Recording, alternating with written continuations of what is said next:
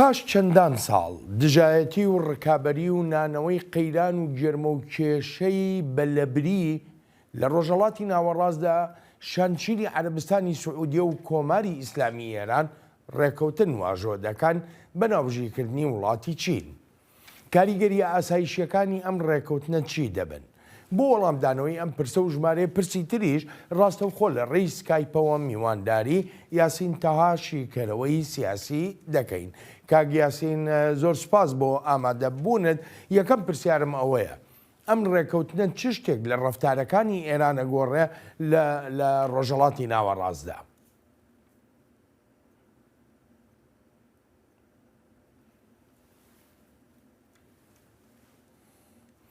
کاک یاسین ببوورە گوێم لە دەنگت نییە.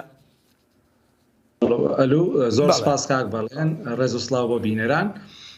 ئەم ڕێکەوتنە ئەڵبەت پێوتێ ڕێکەوتنی چوارچێوەی تاری، ینی بەو مانای کە ئەمە ڕێکەوتنێکی گشتگیر نییە لەسەر هەموو وردەکاریەکان. لە ساڵی 2016 پەیوەندی ڕاستەوخۆکانی ئێران و سعودیە تێکچوون لە دەرەنجامی هێرشی خۆپشاندەرانی ئێرانی بۆ سەر باڵۆزخانی سعودیە لە تاران، دوای ئەوەی کە ئەو ئایەتوڵایەکی شیعی بە ناوی نمر لە سێدارەدا لەو کاتەوە پەیوەندیەکان بچڕاون لە بری ئاڵوگۆڕی ڕاستەوخۆی دیپلۆماسی و پەیوەندی گۆڕینەوە، موشە گۆڕنەوە و گرژی و گوتارێکی توندی مەزهبی و سیاسی و میدیایی لە نێوان هەردوو وڵاتە زاڵە. بە درێژای ئەم 7 ساڵە گرژی زۆر ڕوویانداوە لە نێوان هەردوو وڵاتە. دیارترین و زەخترینیان موشک بارانکردنی دامەزراوە نەوتیەکانی سعودیە بوو لە ڕۆژهەڵاتی وڵات، لە لوبنان، لە عێراق، لە یەمەن، لە زۆر شوێنە بەریەک کەوتون. ئێستا دەرفەتێک هاتووەتە پێشەوە، هەردوو لاگەشتونەتە ئەو قەنەعەتەی کە لێک نزیک ببنەوە و ڕێکەوتنێکیان واژۆ کردو کە لە نەماوەی 2 مانگا باڵێزخانەکانیان بگۆڕنەوە. ئەلبەت ئەمە لەژێر تاقیکردنەوە و تێستایە، هێشتا ڕوون نییە کە وردەکاریەکەی چۆنە لەبەرەوە. کاک یاسین دێینە سەر ئەوە، بەڵام چ شتێک لە ڕەفتاری ئێرانە گۆڕێ لە ڕووی ئاسایشیەوە، لە ڕووی ئەو جم و جۆڵانی کە هەیەی، ینی وەکو زۆرێک لە وڵاتان لە جیهانە ئاماژەی پێدەکەن جم و جۆڵی جێرە شێوێنیان نیایە، جم و جۆڵێکە بریتە لە ئاژاوەنانەوە. ئەم ڕێکەوتنە هیچ کاریگەریەشی دەبێ بەسەرەوە؟ لە دەقی ئەو ڕاگەیەنراوەی کە هاتووە لە نێوان هەردوو وڵاتە بە نێوانگیری چین، باز لەوە کراوە کە هەردوو لا ڕێز لە سەروەری خاکی یەک بگرن و ڕێز لە بژاردەی یەکتر بگرن و دەست لە کاروباری یەکتر وەرنەدان. ئەمە بە جۆرێ لە جۆرەکان بە مانای ئەوە دێکە ئەو کوێخایەتی کە جاران ئێران پێی وابوو کە ئەو سعودیەکان نابێ بن بۆ نمونە لە ئیسرائیل نزیک بنەوە، نابێ ئەوە بکەن، نابێ وا بکەن، نابێ لەگەڵ ئەمریکا پەیوەندی استراتیژیانە بێ، نابێ سوپای ئەمریکا لە عێراق بێ، نابێ سوپای ئەمریکا لە وڵاتانی کەندا بێ، وەکو دەمڕاستێکی جیهانی ئیسلامی خۆی وێ ناکرد. بە گوێرەی ئەم گەێنراوە پێویستە ئێران واز لەو وتارە بێنێ، ڕێز لە بژاردەی ئەو وڵاتانە بگرێ، هەر ڕێکارێکەکردنەبەر هەر پەیوەندێکیان پێ باشە بۆ خۆیان لە ڕووی ئابوووریەوە.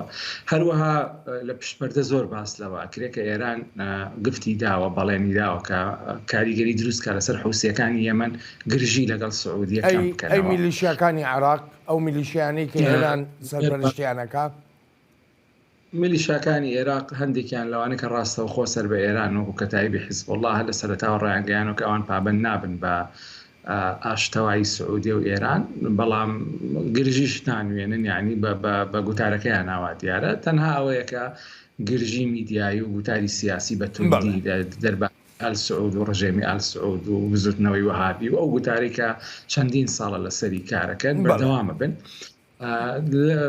گروپەکانی تر ئەوانەی ترکە نزیکن لە ئێرانەوە بێگومان کاریگەرە بن بەو نزیکبوونەوەی کە لە نێوان ئێران و سعودیە دێتەکایەوە. بۆ نمونە عێراق هەر لە سعودیە نزیک بوو بێتەوە، ڕخنەی لێگیراوە کە خیانەتەکە کە سعودیەکان کلکی ینی پاشکۆ ئیسرائیلن و بە جۆرها ناوناتۆری ناشرین و ئەوانە. ئێستا کە خۆی لەگەڵ سعودی ئاش بێتەوە، ئەڵبەت ینی عێراقیش دەستی کراوە وڵاترە بێ ئەگەر بیاوێ لەگەڵ سعودیە هەنگاوێکی هاوشێوە بنێ. کاک یاسین هەروەکو لە ڕێکەوتنەکە هاتووە جەنابیش ئاماژە و پێکرد 2 مانگیان کەمێک زیاتر ماوە دانراوە بۆ کردنەوەی باڵێزخانەکان.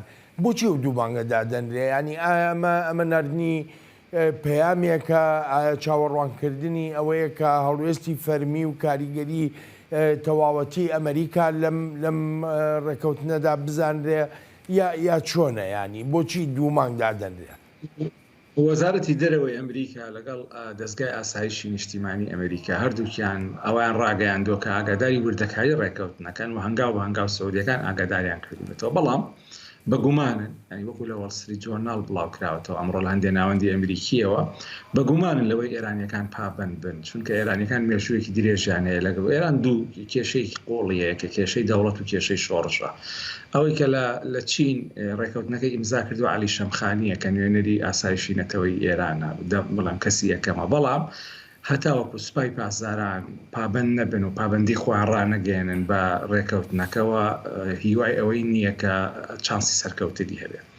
تا ئێستا سوپای پاسداران بەڵە بێدەنگن، بەڵام پابندیان ڕایە نەگەیاندووە بەپێی ئەو ئاماژۆ بۆ چوونانەی لە ئێرانەوە دەرچوون لە ماوەی 2 ڕۆژە ڕەنگە سوپاش پابند بن لەبەرەوەی بارودۆخی ئێران زۆر خراپە. تومەن ینی نزیک بۆ لە 6 ملیۆن تومەن بەرامبەر $100 ئەمریکی. لە لوبنان ئەمڕۆ کە ئێستا ئێمە قساکەین $100 نزیک بۆتەوە لە 100,000 لیرە لە کاتێکە لە چەند ساڵێک لەمە پێش 15,000 لیرە بوو. لەبەرەوە ئێرانی ینی ئەمریکیەکان گومانیان هەیە ئێرانیەکان پابند بن بۆ ماوەی 2 مانگ بۆ دانەوە پەیوەندیەکە بچڕاوە، کردنەوەی باڵێزخانە، پەیوەندی گۆڕینەوە، دۆزینەوەی باریگایە کە سکوێرێتی هەبێ، ئاڵوگۆڕکردنی دیپلۆماس، ئەمانە لە ڕووی لۆجستیەوە کاتیان پێویستەوە بڕیارە لە نزیکترین کاتە وەزارەتی دەرەوەی سعودی وەزارەتی دەرەوەی ئێران یەک ببینن، هەرچەند ینی دیاری نەکراوە کاتەکەی بە دیاریکراوی، بەڵام دانانی سەقف لە سەقفی زەمەنی وادەیەکی کاتی لە ناو ڕێکەوتنەکە بەشێک لە لایەنی پۆزەتیڤی ڕێکەوتنەکەیە کە هەروە بە کراوی بەجێ نەهێڵراوە، بەتایبەت کە ئێستا دەمڕاستێکەیە لە نێوان هەردوو لە نێوانگیرێک بڵێن. ئەم نێوانگیرە بەرژەوەندی ئابووری زۆری لەگەڵ ئێرانە هەیە، بەرژەوەندی ئابووری زۆریشی لەگەڵ عەرەبستانی سعودی هەیە و ئەمە وەکو گرنگیەک لایەنی سێم هاتۆتە ناو ڕێکەوتنەکەەوە. بۆیە وەزارەتی خارجی سعودیە ئەڵێن چاوەڕێی دیاریکردنی دیداری لە نزیک کاتا بۆی باز لە ڕێوشوێنیکردنەوەی باڵێزخانەی سعودیە بکەین. ئەوبەت باڵێزخانەی سعودیە بەهۆی لاوازی پاراستنی ئاسایشی باڵێزخانەکەەوە لە 2016 سووتێنرا و پێشینی ماسی خێرا. بەڵێ کاگ یاسینیەکێ لە پرسیارەکانی ترمەوەیە محەممەد بن سەلمان لە عەرەبستانی سعودیە وادادەنرێت کە دا ڕێژەری ئەم نەخشەیەیە و ئەم هەنگاوەی ناوە بۆ ئاساییکردنەوەی و پەیوەندیانە لەگەڵ ئێراندا. ئەمە وەها لێک دەدرێتەوە کە محەممەد بن سەلمان شازادەی جێنشین لە عەرەبستانی سعودیە زیاتر هەنگاوەکەی بە ئاڕاستەی ڕۆژهەڵات هەیە، نەک وەکو هاوپەیمانێکی وڵاتی ڕۆژاوا هەنگاوی نابێت. ئەم هەنگاوە بە استراتیژی ناودێر دەکرێت، بەڵام پرسیارەکە لەوەدا چەندە کاریگەری دەبێت بەسەر ئایندەی سیاسی محەممەد بن سەلمانەوە و هەروەها بەسەر ئایندەی عەرەبستانی سعودیەشەوە. شتێک کە زۆر گرنگە کاک بڵێن ئەوەی کراوە شتێکی زۆر گەورە نییە بەو جۆرێکە بڵێ عەرەبستانی سعودیە پشتی کردوێتە ڕۆژ ئاوا و ڕۆی کردوێتە چین یا ئێران یا ڕۆژهەڵات. لە 2016 پێش 2016 لە ساڵ 1970 کە شۆڕشی ئیسلامی لە ئێران بەرپا بوو ئەوەی کە پێی ئەڵێن، هەتاوەکو 2016 سعودی و ئێران لە گرژیا بوون و تونترین بەریەکەوتنی میدیایی و سیاسی و مەسەبی و ئایدۆلۆجیان هەبووە و پەیوەندیشیان هەبوو. ئێمە بیرمان نەچێ فترەیەک لە فترەکان ڕەفسەنجانی چووە ڕیاض، چووە سعودیە، خاتەمی سەردانی سعودیەکی لە سەردەمی ئەحمەدی نەژاددا نزیک بوونەوە کە دیدار هەبوو. ئەمانە هیچیان نەبوونەوەی ئەوەی کە ئێران سعودی ئاش بنەوە و کێشە لە نێوانیانە نەمێنێ.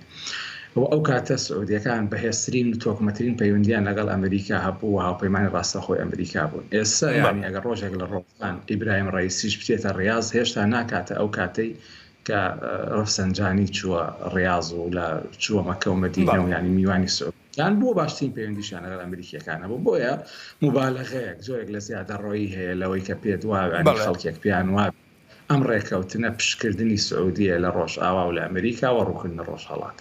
بەڵێ کاگ یاسین زۆر سوپاس دەکەم بۆ تێبینی سەرنجەکانت. زۆر سوپاس.